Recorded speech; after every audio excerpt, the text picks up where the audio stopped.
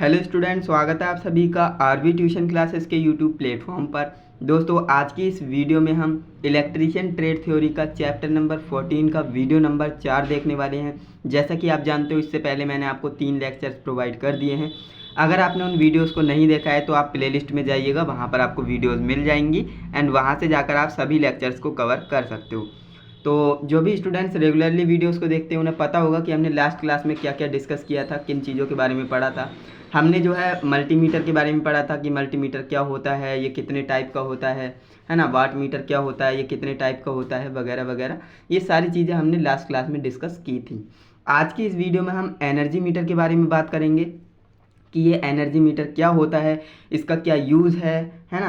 बाकी सारी चीज़ें आज की इस वीडियो में आपको इस टॉपिक से रिलेटेड मिलने वाली हैं, तो इस वीडियो को आप एंड तक कंप्लीट देखिएगा। बाकी नोट्स मैंने आपको प्रोवाइड कर ही दिए हैं, टेलीग्राम पर जाएंगे तो वहाँ पर आपको इनके नोट्स मिल जाएंगे। ओके, तो देखिए आज की इस वीडियो को शुरू करते हैं। एनर्जी मीटर, जैसा कि आप जानते हैं एनर्जी मीटर क्या होता है, जो आपके घर के बाहर लगा होता है ना, उसे हम एनर्जी मीटर कहते हैं। जो लाइट आप लेते हैं है ना, किसी भी पोल से आपकी लाइट आती होगी है ना, तो वो जो है एनर्जी मीटर के थ्रू ही आती है। सबसे पहले एनर्जी मीटर में जाती है एंड इसके बाद आपके घर में जाती है। ऐसा हम क्यों करते हैं, सबसे पहले हम एनर्जी मीटर क्यों लगाते हैं, कभी आपने सोचा? तो ये हम इसलिए लगाते हैं जिससे कि जितनी भी लाइट आ रही है, मान लीजिए ये आपका एनर्जी मीटर है ना, यहाँ पर पोल है, यहाँ से सिंगल फेज या डबल फेज जो भी आपकी लाइन है आपने ले ली, इसके बाद इससे होते हुए आपके घर में ये लाइन गई। अब होगा क्या, अब यहाँ से जितना भी करंट जाएगा है ना, वो यहाँ पर ये जो एनर्जी मीटर होता है ये कैलकुलेट कर लेता है यूनिट्स में है ना, कि कितनी यूनिट आपने एनर्जी को कंज्यूम किया है ना, इलेक्ट्रिकल एनर्जी कितनी आपने कंज्यूम की है। तो वो सारा कुछ यहाँ पर रीडिंग के थ्रू बता देता है एंड बिजली जो बिल निकालने वाला आता है वो इसमें से देख कर बता सकता है कि आपने कितनी ज़्यादा इलेक्ट्रिसिटी को यूज़ किया है एंड उसके हिसाब से आपको बिल देना पड़ता है ना। तो ये होता है नॉर्मल सी बात। तो एनर्जी मीटर आप समझ गए क्या होता है, आपके घर के बाहर लगा होगा। तो होता क्या है एनर्जी मीटर, ऊर्जा मापन के लिए प्रयुक्त होने वाले यंत्र को एनर्जी मीटर कहा जाता है। जो ऊर्जा को मापता है ना, एनर्जी ही तो है एक आपकी, क्या है एनर्जी मीटर। नाम में ही हमें पता लग रहा है कि एनर्जी को मेजर करेगा। कौन सी एनर्जी को, इलेक्ट्रिकल एनर्जी को। तो ऊर्जा मापन के लिए प्रयुक्त होने वाले यंत्र को हम एनर्जी मीटर कहते हैं। ऊर्जा की इकाई जूल तथा किलोवाट घंटा होती है ना। ऊर्जा की इकाई क्या होती है, या फिर आप इसे जूल कह सकते हो या फिर इसे आप किलोवाट घंटा कह सकते हो। एनर्जी मीटर मुख्यतः 3 प्रकार के होते हैं। अब एनर्जी मीटर के भी टाइप्स हैं, कौन कौन से, 3 टाइप्स के एनर्जी मीटर होते हैं। तो पहला हमारा टाइप है प्रचालन युक्ति, दूसरा आपका है ब्रेकिंग युक्ति और तीसरा आपका है रिकॉर्डिंग युक्ति, है ना। तो आपको करना क्या है, इन तीनों को आपको ध्यान में रखना है। बाकी अगर आप इन्हें और भी डीप में पढ़ना चाहते हो तो आपके बुक में दे रखा होगा। फिलहाल मैंने यहाँ पर जो है हेडिंग को ही मेंशन किया है, बाकी अगर आप डीप में पढ़ना चाहते हो तो बुक में जाकर पढ़ सकते हो। तो यहाँ पर बात करें, देखिए नोट्स को मैं जो है उतना ही बनाता हूँ जितना आपके काम में है ना, जितना आपके नॉलेज के पॉइंट ऑफ व्यू से सही है और जितना आपके एग्जाम के पॉइंट ऑफ व्यू से सफिशिएंट है, उतना ही मैं आपको नोट्स में इंक्लूड करता हूँ। बाकी अगर आपको पढ़ना है तो आपकी बुक में ये सारा कुछ मटेरियल दे रखा होगा। एंड फ्रीक्वेंसी मीटर की बात कर लेते हैं। एनर्जी मीटर तो आपको समझ में आ गया कि एनर्जी मीटर क्या होता है, मैंने आपको समझा दिया। एंड ये 3 तरह के होते हैं, ये भी मैंने आपको बता दिया। फ्रीक्वेंसी मीटर की बात करें तो फ्रीक्वेंसी मतलब आवृत्ति, तो आवृत्ति को मापने वाला यंत्र क्या कहलाएगा, फ्रीक्वेंसी मीटर कहलाएगा। तो फ्रीक्वेंसी मीटर किसे कहते हैं, विद्युत उत्पादन एवं वितरण केंद्रों पर एसी स्रोत की फ्रीक्वेंसी मापने के लिए प्रयोग किए जाने वाला यंत्र फ्रीक्वेंसी मीटर कहलाता है। अब अगर आपने देखिए ITI आप कर रहे हो एंड इसके बाद अगर आपकी OJT ट्रेनिंग नहीं, देखिए OJT ट्रेनिंग होती है एक, है ना। OJT ट्रेनिंग अगर आपकी नहीं हुई है तो होगी, अगर हो गई है तो आप गए होंगे इलेक्ट्रिकल सबस्टेशन पर, है ना। तो वहाँ पर आपने देखे होंगे फीडर्स वगैरह होते हैं एंड वहाँ पर आपने देखा होगा फ्रीक्वेंसी मीटर होते हैं। 50 हर्ट्ज यहाँ पर लिख कर के आता है कुछ इस तरह से, है ना, 49 48 इस तरह से आता है लिख कर, है ना। तो वो क्या होता है, वो आपका फ्रीक्वेंसी मीटर होता है। और ये मापना हमारा ज़रूरी क्यों है, क्योंकि इंडिया में कितनी आती है फ्रीक्वेंसी आप जानते हैं, 50 हर्ट्ज आती है एंड ±5 हो सकती है, ध्यान देंगे ±5 हो सकती है, यानी 45 और 55 हो सकती है। लेकिन इससे कम, इससे ज़्यादा हुई तो दिक्कत हो जाती है ना। तो इस बात को आप ध्यान रखेंगे। फ्रीक्वेंसी क्या होती है ये मैंने आपको अच्छे से बता रखा है ना। जो आपके बल्ब होते हैं इसकी आप फ्रीक्वेंसी नहीं देख पाते नॉर्मल आंखों से, क्योंकि ये 50 हर्ट्ज है ना।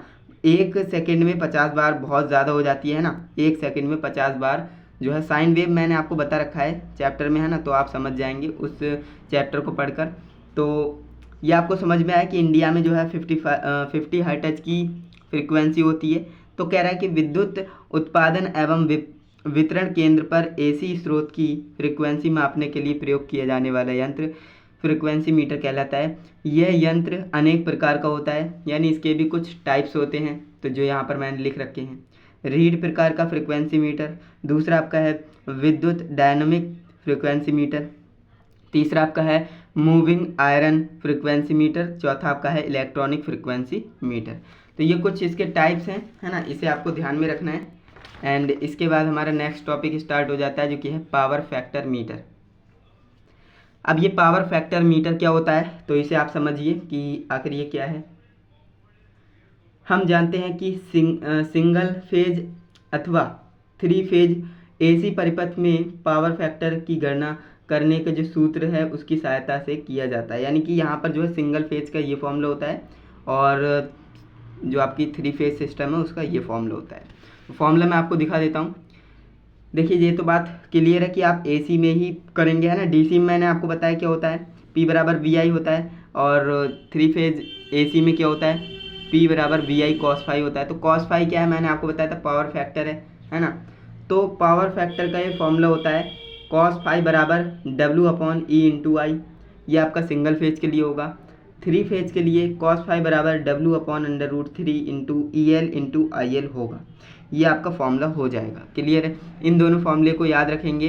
एंड आपको कन्फ्यूजन हो रही होगी कि यहाँ पर E क्या है ना, I क्या है, IL क्या है, तो ये मैंने यहाँ पर लिख रखा है, इसे आप समझिए। वेयर जहाँ पर W क्या है, विद्युत शक्ति खपत, है ना, वाट में, ये तो आप जानते हो।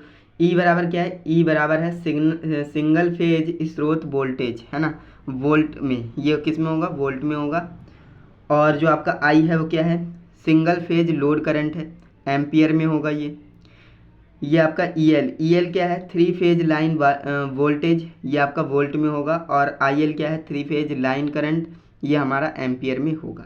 क्लियर है, तो ये सारी टर्म्स मैंने यहाँ पर लिख दी जिससे कि आप कंफ्यूज ना हो। एंड इसके बाद आपको करना क्या है, इसके बाद आपको एक डायग्राम बनाना है जो कि है समांतर परिपथों में वोल्टेज ड्रॉप। ये आपको जो है डायग्राम मिल जाएगा आपकी बुक में, है ना, तो बुक से देखकर आप इसे बना सकते हो। क्लियर है, तो आज की इस वीडियो को हम यहीं पर रहने देंगे क्योंकि आज की इस वीडियो हमने 2 से 3 टॉपिक्स को कवर किया है। मैं छोटी छोटी वीडियोज इसीलिए बनाता हूँ जिससे कि आपको सारी चीज़ें अच्छे से क्लियर हो पाएँ, समझ में आ पाएँ। क्योंकि मैं चाहूँ तो मैं भी 1-2 घंटे की वीडियो बना दूँ, लेकिन उससे आपको समझ में ना आए तो क्या ही फ़ायदा होगा, है ना। मेरा मेन पर्पस होता है कि आपको चीज़ें समझ में आएँ। क्लियर है, तो अगर आपको वीडियो अच्छी लगी है, हमारी मेहनत अच्छी लगी है, तो वीडियो को लाइक करें, चैनल को सब्सक्राइब करें। चैनल को सब्सक्राइब इसलिए करना है क्योंकि आने वाली क्लासेस की नोटिफिकेशन आपको तभी मिलेगी जब आप चैनल को सब्सक्राइब कर लेंगे। एंड अगर आपने अभी तक जो है चैनल को सब्सक्राइब नहीं किया है तो कर लेना। एंड वीडियो को शेयर भी कर देना अपने दोस्तों के साथ। एंड वीडियो से रिलेटेड कोई डाउट हो तो कमेंट भी कर सकते हो, मैं आपके सभी कमेंट को देखता हूँ एंड रिप्लाई भी करता हूँ। इसकी PDF मैंने आपको बता दी, मैं आपको टेलीग्राम चैनल पर इसकी PDF दे दूँगा बिल्कुल फ्री में, तो वहाँ से जाइएगा, डाउनलोड कर लीजिएगा। तो चलिए दोस्तों, आज के लिए बस इतना ही। मिलते हैं नेक्स्ट इंटरेस्टिंग इन्फॉर्मेटिव वीडियो के साथ। तब तक के लिए जय हिंद, वंदे मातरम।